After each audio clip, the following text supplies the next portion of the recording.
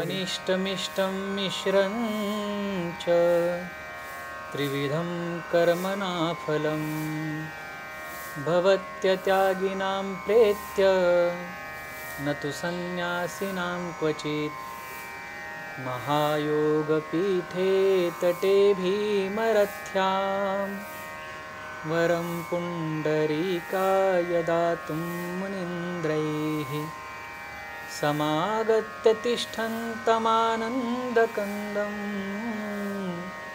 परब्रह्मलिङ्गं भजे पाण्डुरङ्गम्।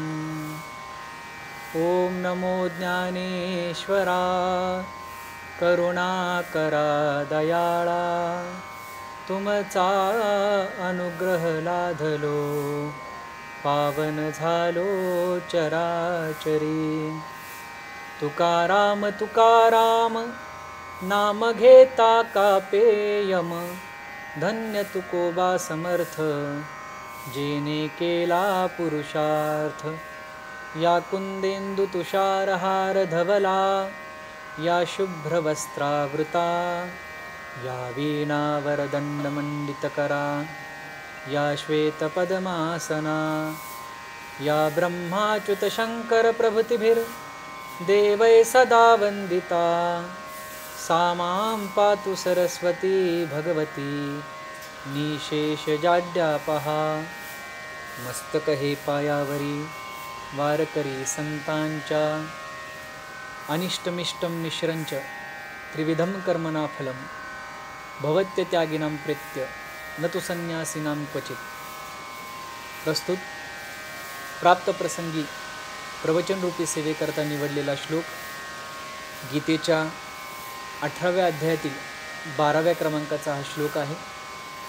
या श्लोकातून भगवान योगेश्वर श्रीकृष्ण परमात्मा अर्जुनाला कर्मफलाबद्दल विचार सांगत असताना कर्मफलाचे जे काही 3 प्रकार आहेत त्यामध्ये इष्टकर्म, अनिष्टकर्म आणि इष्ट आणि अनिष्ट मिळून मिश्र कर्म या कर्मफलाचे जे काही भोग आहेत ते भोग त्याला भोगावे लागतात।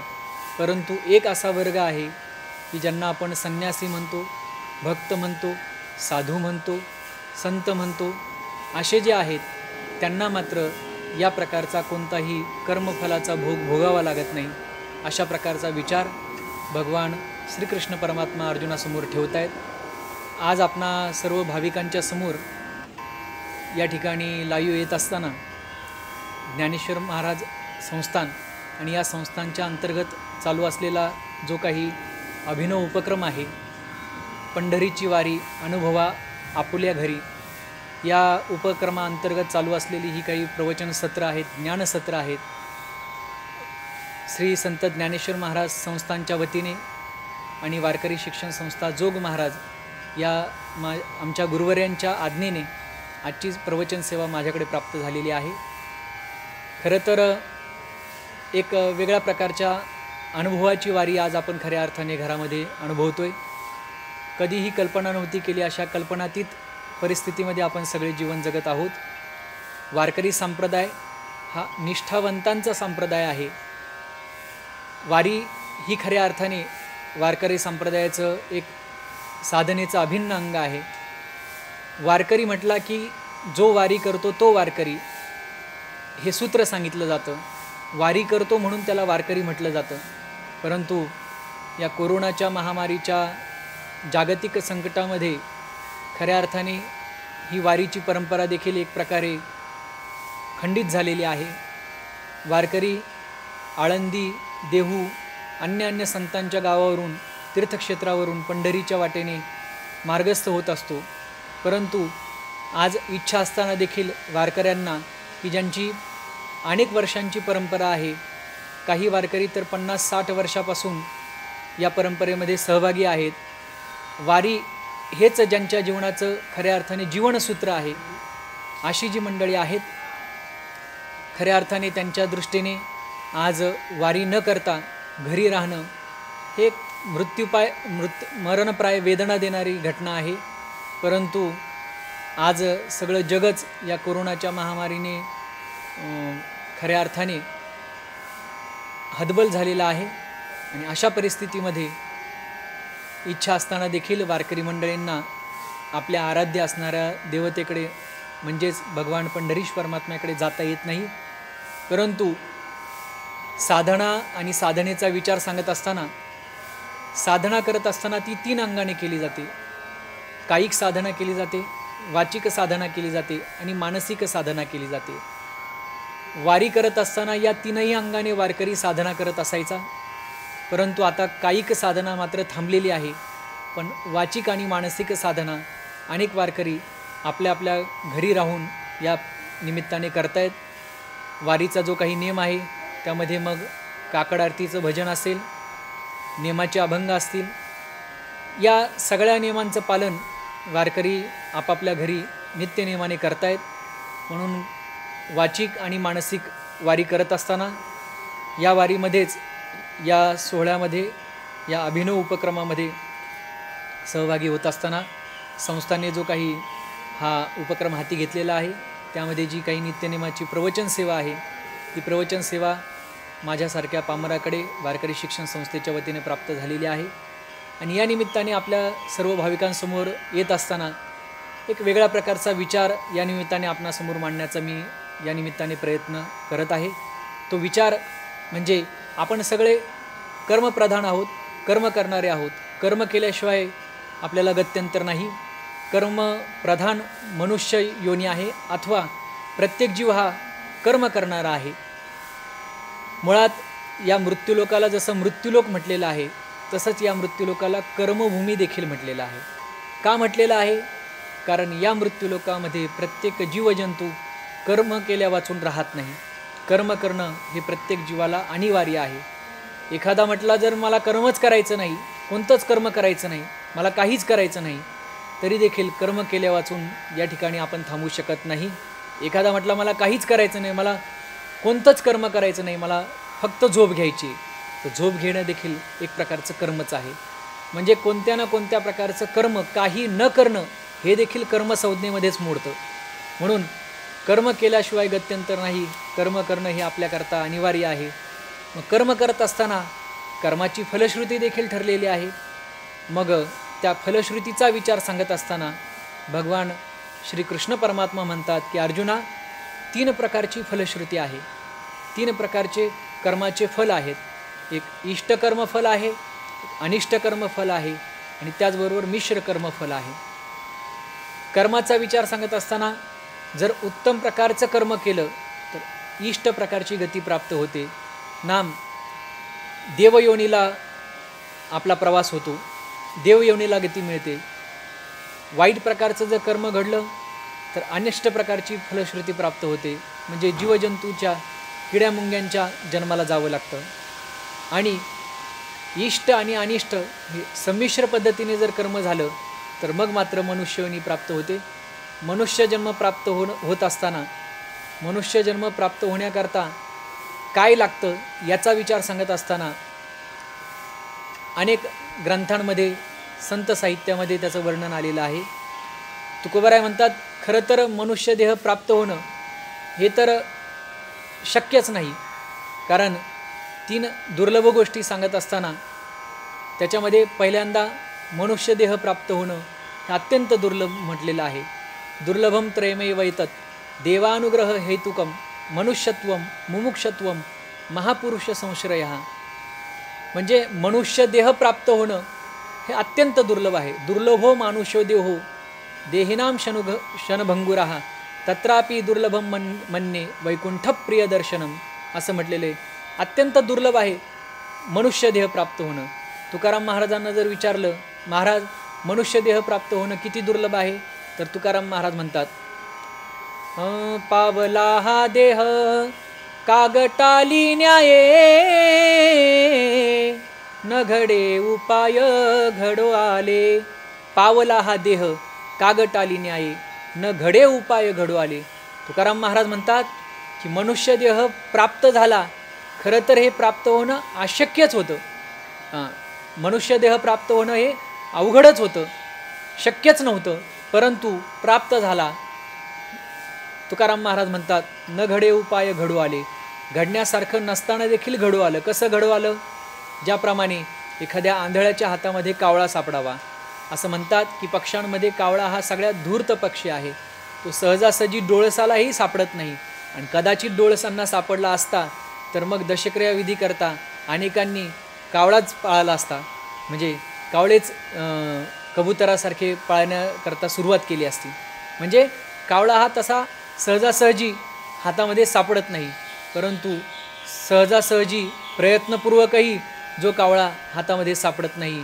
परंतु तुकाराम महाराज म्हणतात, ज्या पद्धतीने आंधळ्याच्या हातामध्ये कावळा सापडावा हे जसं घडणं अशक्य आहे पण घडून आलं, त्या पद्धतीने मनुष्यदेह प्राप्त होणं देखील अशक्यच आहे. परंतु काहीतरी आपल्या जीवनामध्ये कर्मसंगती घडली आणि त्यामुळे खऱ्या अर्थाने हा मनुष्यदेह प्राप्त झाला. एक तर मनुष्यदेह प्राप्त होण्याकरता भगवंताची विशेष कृपा असावी लागते. देवाची जर विशेष कृपा झाली तरच आपण मनुष्य योनीला येऊ शकतो. म्हणून लक्षात ठेवा, तुम्हाला आम्हाला हा मनुष्यदेह प्राप्त झालेला आहे. ही काही सहजासहजी प्राप्त झालेली ही योनी नाही आहे. खरं तर कुदरतने बनाया होगा फुर्सत से तुझे मेरे यार, या कुदरतीने, या भगवंताने, या ईश्वराने खऱ्या अर्थाने आपल्याला जन्म दिला, ही त्याची आपल्यावर असणारी विशेष कृपा आहे. म्हणजे मनुष्यदेह प्राप्त होण्याकरता हा देखील आपल्याला विचार करता येऊ शकतो की देवाची विशेष कृपा झाली तर मनुष्यदेह प्राप्त होतो. दुसरं एक कारण सांगत असताना मनुष्यदेह प्राप्त होण्याची कारणमीमांसा काय आहे, तर पाप आणि पुण्य हे दोन जर समान जर झाले तर या मृत्यूलोकामध्ये मनुष्यदेह प्राप्त होतो. नाथबाबा भागवतामध्ये वर्णन करतात, पाप पुण्य समान समी तेची पाविजे कर्मभूमी तैजे पडे विषमी स्वर्गगामी का नरकी. म्हणजे जर पाप आणि पुण्य समान जर झालं तर या मृत्यूलोकामध्ये हा मनुष्यदेह प्राप्त होतो. म्हणून या मनुष्यदेहाबद्दल वर्णन करत असताना असं म्हटलेले, नरदेह दुर्लभ जाना शतवर्षाची गणना तयामध्ये दुःख यातना तुम्ही आठवा मधुसूदना. मनुष्यदेह प्राप्त होणं हे अत्यंत दुर्लभ आहे, दुर्लभात दुर्लभ आहे. आणि म्हणून हा मनुष्यदेह ईश्वर कृपेने प्राप्त होतो. हा मनुष्यदेह पापपुण्य समान झाल्यानंतर प्राप्त होतो. मग कोणी म्हणेल, महाराज या जन्मामध्ये आम्हाला नाही चांगलं जीवन जगता आलं, पण आता मेल्यानंतर आम्हाला पुन्हा मनुष्य योनीलाच जायचं आहे, तर मग काय करू, आम्ही पापपुण्य समान करू. पण लक्षात ठेवा, पाप पुण्य समान करणं हे तसं सोपी गोष्ट नाही आहे. पाप पुण्य समान होण्याकरता कशाला पाप म्हणतात आणि कशाला पुण्य म्हणतात हेच मुळात आपल्याला कळणं अवघड आहे.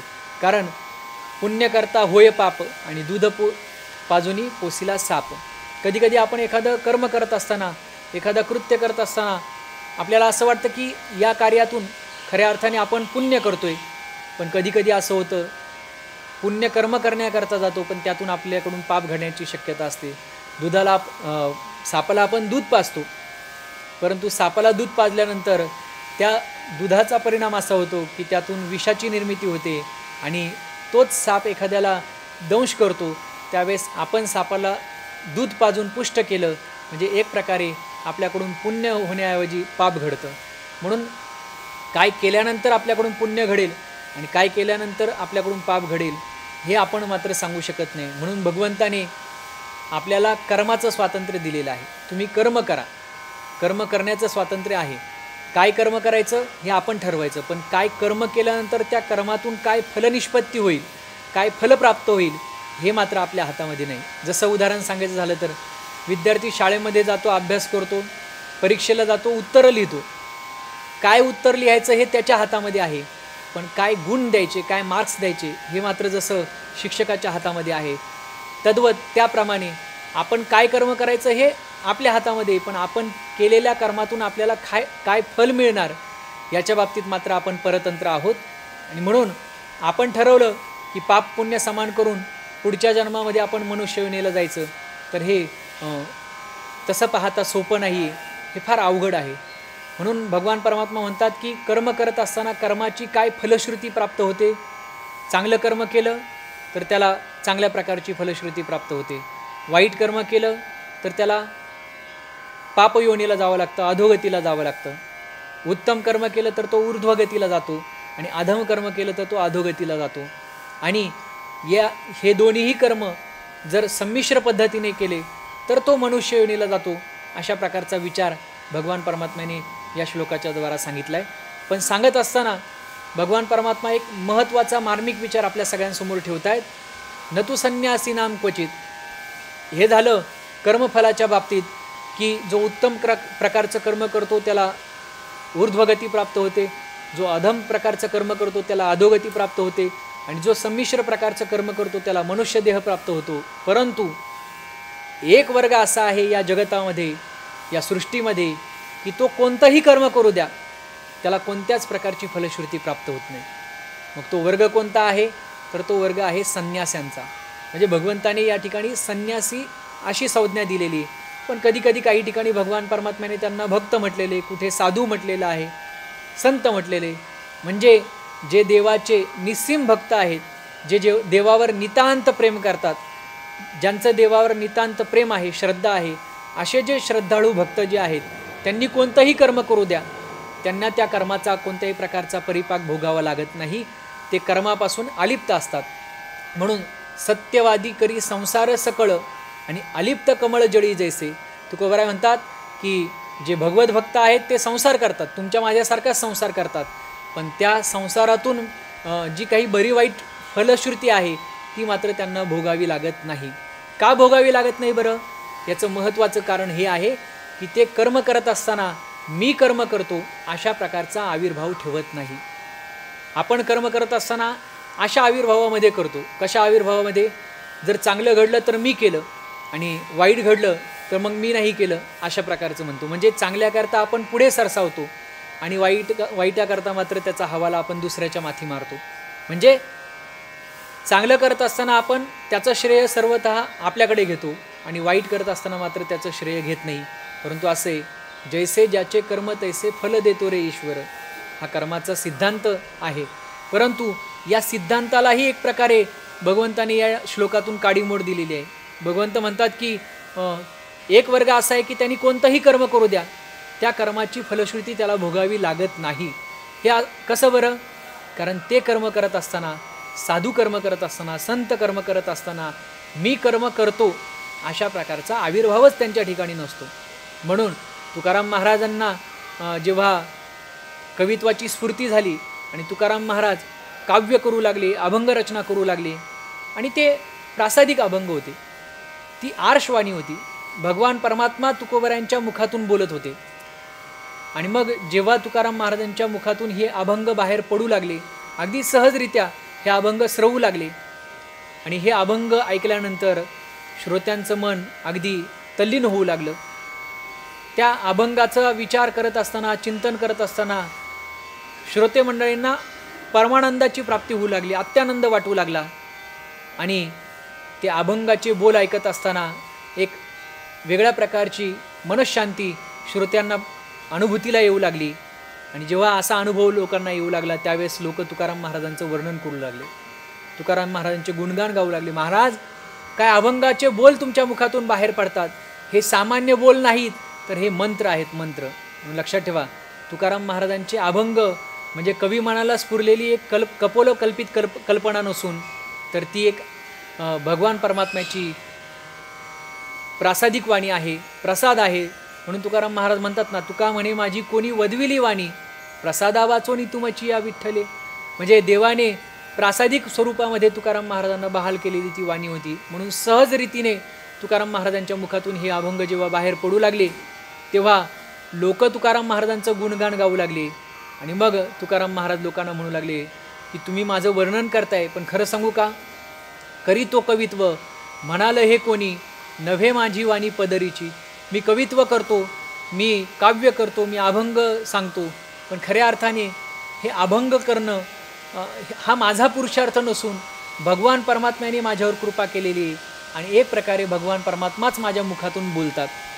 जेव्हा तुकाराम महाराजांचा म्हणजे कीर्तीचा ध्वज समाज मनामध्ये फडकू लागलेला आहे, तुकाराम महाराजांची कीर्ती वाढू लागलेली आहे, तुकाराम महाराजांचा लौकिक वाढू लागलेला आहे, त्यावेळेस तुकाराम महाराज म्हणतात, नोहे दास खरा परी हा झाला से डांगोरा, यासी काय करू आता तू हे सकळ जाणता. म्हणजे तुकाराम महाराजांचा लौकिक वाढायला लागला तर याच्यातून तुकाराम महाराजांचा अहंकार वाढला नाही, तर तुकाराम महाराज म्हणू लागले, देवा हे सगळं करता करविता तू आहे. आणि म्हणून आपल्या जीवनाची सगळी जबाबदारी तुकाराम महाराजांनी देवाच्या शिरावर घातलेली आहे. जेव्हा तुकाराम महाराजांची असणारी पत्नी आवली माता तुकाराम महाराजांना म्हणायची, महाराज अहो मुलाबाळांचा तुम्ही विचार करत नाही, कुटुंबाचा विचार करत नाही, काहीतरी तुम्ही विचार करा आणि मुलांच्या मुखामध्ये 2 घास पडतील याच्याकरता काही तुम्ही प्रयत्न करा. त्यावेळेस तुकाराम महाराजांनी आपल्या पत्नीला उपदेश करत असताना म्हणावं की आवले कशाला तू चिंता करते, नको चिंता करू अण्णा या वस्त्राची, नको चिंता करू अण्णा या वस्त्राची, माऊली आमुची पांडुरंग, हो माऊली आमुची पांडुरंग. आवले चिंता करू नको, अन्नाची करू नको, वस्त्राची करू नको, पोटाची चिंता करू नको. का? कारण ही चिंता वाहणारा माझा तो भगवंत समर्थ आहे. म्हणून सगळा करता करविता तो आहे. चाले हे शरीर कोणाची असत्ते, कोण बोलविते हरिविन, देखवी ऐकवी एक नारायण तयाचे भजन चुकू नको. किंवा वृक्षाचे हे पान हाले ज्याची सत्ता राहिली अहंता मग कोठे. म्हणजे सगळा करता करविता तो ब्रह्मांड नायक भगवान परमात्मा आहे, तो करुणाघन आहे, तो पतित पावन आहे, तोच सगळं करणारा आहे. म्हणून तू कोणत्याही प्रकारची चिंता करू नको. म्हणजे तुकाराम महाराजांचं जीवन जे निश्चिंतीच्या स्थितीला पोहोचलेलं होतं याचं कारण जर काय आहे असेल तर तुकाराम महाराजांची सर्व जबाबदारी तुकाराम महाराजांनी देवावर टाकलेली होती. म्हणून तुकाराम महाराजांनी कर्म करत होते, पण त्या कर्माचा कोणताही लवलेश आपल्याला लावून दिलेला नव्हता. म्हणजे कर्म करत असताना करणारा तो आहे, करून घेणारा तो आहे, अशा प्रकारची भूमिका तुकाराम महाराजांच्या अंतःकरणामध्ये होती. मला असं वाटतं आज या कोरोनाच्या महामारीमध्ये अनेक जणांचे हातचे धंदे गेलेले आहेत, व्यवसाय गेलेला आहे. अनेक लोक आज खऱ्या अर्थाने चिंतेने ग्रासलेले आहेत की आता कसं होईल, काय होईल, उद्या माझ्या जीवनामध्ये काय वाढून ठेवलेलं आहे. अशा प्रकारचा विचार अनेक लोकांच्या मनामध्ये आलेला आहे आणि अनेक लोक चिंताग्रस्त झालेले आहेत. तर मी निश्चितपणे या प्रवचनाच्या माध्यमातून तुम्हाला हे सांगेल की ज्याने चोच दिले त्याने चारा दिला आहे. हा जर विचार आपल्या मनामध्ये अंतःकरणामध्ये जर कायम असेल तर त्या भगवान परमात्म्यावर आपण निस्सीम श्रद्धा ठेवूया आणि असा विचार करूया की माझ्या वाटेला आलेले जे काही कर्म आहे ती भगवान परमात्म्याच्या कृपेने मी ते कर्म करेल आणि कर्म करत असताना सर्व कर्माची जबाबदारी आणि कर्मफलाची जबाबदारी मी भगवान परमात्म्यावर टाकेल. जे काही देव माझ्याकडून करून घेईल ती देवाची इच्छा आहे. अशा प्रकारचा विचार जर आपण केला तर निश्चितपणे संतांनी कर्म केली पण त्या कर्माचा कोणताही लवलेश त्यांना भोगावा लागला नाही. ज्ञानोबाराय या श्लोकाबद्दल बोलत असताना या श्लोकाचं विवेचन करत असताना फार मार्मिक उदाहरण देत आहेत. त्या उदाहरणाचा विचार मी आपल्यासमोर सांगतो आणि माझी सेवा तुर्तास या ठिकाणी थांबवतो. ज्ञानोबाराय म्हणतात, आपणची विवुनी दुहिता की न मम म्हणे पिता, तो सुटे की प्रतिग्रहिता जावई शिरके. ज्ञानोबाराय म्हणतात की ज्या बापाने मुलीला जन्माला घातलं, तिचं लालन पालन केलं, तिचा सांभाळ केला, तिला लहानाचं मोठं केलं, जो बाप आजपर्यंत त्या मुलीला माझं माझं माझं म्हणत होता, ही मुलगी माझी आहे, पण एक प्रसंग असा आला की ती मुलगी उपवर झाली आणि उपवर झाल्यानंतर लग्नाच्या बोहल्यावर उभी राहिली आणि नवरदेवाने वरराजाने तिच्या गळ्यामध्ये वरमाला घातली आणि त्याच ठिकाणी बापाचा अधिकार संपला, बापाची जबाबदारी संपली आणि मग त्या मुलीच्या आयुष्याची जबाबदारी जर कोणावर आली असेल तर ती त्या पतिराजावर आली. ज्ञानोबाराय म्हणतात तो सुटे म्हणजे बाप सुटला की प्रतिग्रहिता जावई शिरके, म्हणजे त्या जबाबदारीमध्ये जावई शिरलेला आहे आणि त्या जावयावर ती जबाबदारी आलेली आहे. म्हणजे ज्या मुलीला बापाने जन्माला घातलं, तिला लहानाचं मोठं केलं, पण एका क्षणामध्ये त्या बापाने न मम म्हणे पिता, तो बाप माझी नाही असं म्हटलं, आजवर होती आमुची आता झाली तुमची असं म्हणून त्या बापाने त्या मुलीची जबाबदारी सोडली आणि आपोआपच ती जबाबदारी त्या वरराजाच्या माथे आलेली आहे. त्याचप्रमाणे आपण कर्म करतो, कर्म करणारा मी आहे हा आविर्भाव ठेवतो म्हणून आपल्याला इष्ट अनिष्ट आणि मिश्र कर्म भोगावे लागतात. पण संत मात्र कर्म करतात, पण कर्म करत असताना ही सगळी जबाबदारी देवावर टाकतात.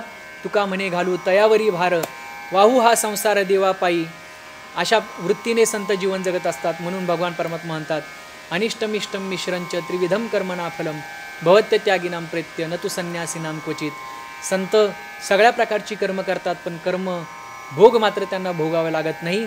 आपणही कर्म करणारे कर्मप्रधान मानव आहोत, मनुष्य प्राणी आहोत. कर्म करत असताना भगवान परमात्म्यावर जबाबदारी जर आपण टाकली आणि त्याला जर साक्षी ठेवून आपण जर कर्माची वाटचाल जर केली तर निश्चितपणे आपणही या कर्मबंधनातून सुटल्याशिवाय राहणार नाही. आणि तशा प्रकारे आपल्या जीवनाची वाटचाल घडावी. आणि ही वाटचाल करत असताना विश्वमाऊली ज्ञानोबराय, वैराग्य रागरसिक जगद्गुरू तुकाराम महाराज, प्रातस्मरणीय जोग महाराज या सर्व संतांची आपल्यावर कृपा व्हावी आणि भगवान पंढरीश परमात्म्याची कृपा व्हावी. हीच करुणा या निमित्ताने भगवान परमात्म्याच्या चरणी भागतो आणि देवाला प्रार्थना करतो की हे करुणा घना, या कोरोना नावाच्या महामारीतून तू आम्हाला लवकरात लवकर बाहेर काढ आणि तुझी वारी ही परंपरा आमच्या जोपर्यंत श्वासामध्ये श्वास आहे तर शेवटच्या श्वासापर्यंत ही अविरत वारी आमच्याकडून घडू दे. कायिक वारीमध्ये खंड आलेला आहे, पण वाचिक आणि मानसिक वारी आमची घडते, पण ही कायिक वारी देखील आमच्याकडून अशीच घडत राहू.